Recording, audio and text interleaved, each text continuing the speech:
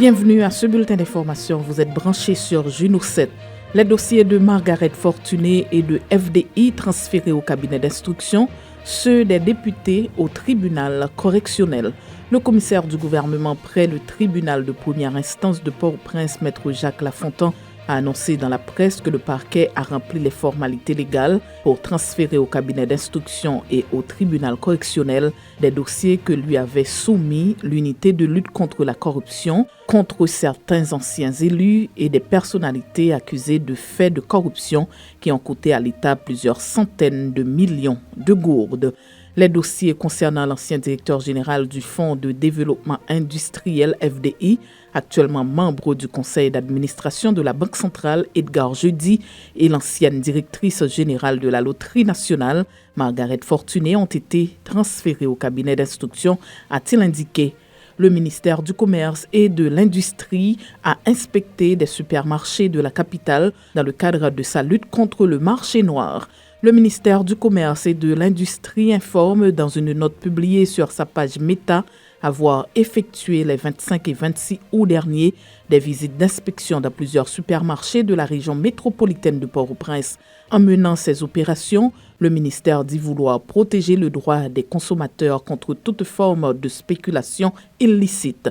Tenant compte de l'appréciation que connaît la gourde ces derniers jours, le ministère du Commerce estime légitime de mener ces inspections ciblées et graduelles des prix, ce qui permettra également de comparer de façon constante le coût évolutif des prix de produits en vue de garantir les intérêts de la population. Le Fonds d'assistance économique et sociale FAES a annoncé qu'il poursuit le programme d'apaisement social. Durant le week-end écoulé, 2000 kits alimentaires ont été livrés et plus de 130 restaurants communautaires alimentés.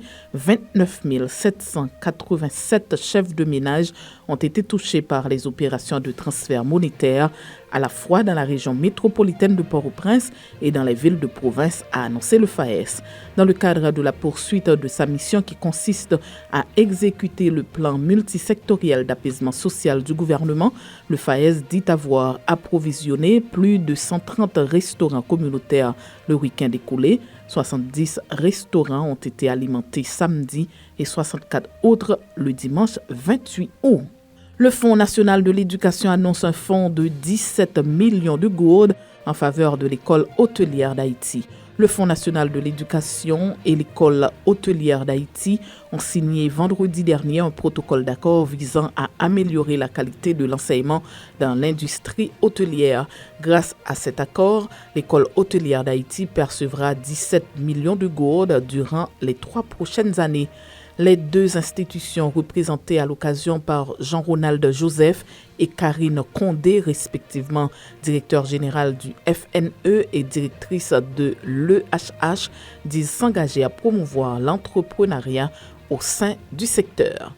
Native d'Ekaï, Taïna Sena est la lauréate nationale du bac avec 1718 points sur 1900.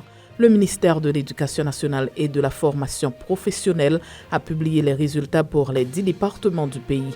Lauréate pour le département du Sud, Taïna Anastasia Christelle Sena a été en bonne position pour être la lauréate nationale du baccalauréat.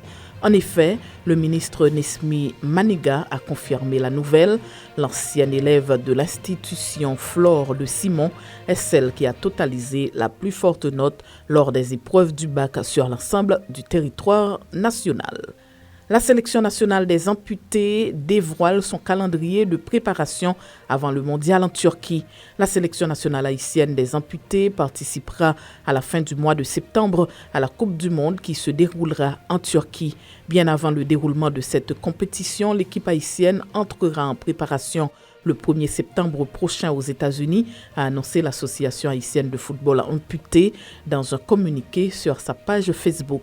En effet, la sélection nationale haïtienne des amputés quittera Haïti le 1er septembre pour se rendre en Floride aux États-Unis, a confirmé Marie-Sophonie Louis, directrice administrative de l'Association haïtienne de football amputé. Tout le staff passera 25 jours sur le territoire américain.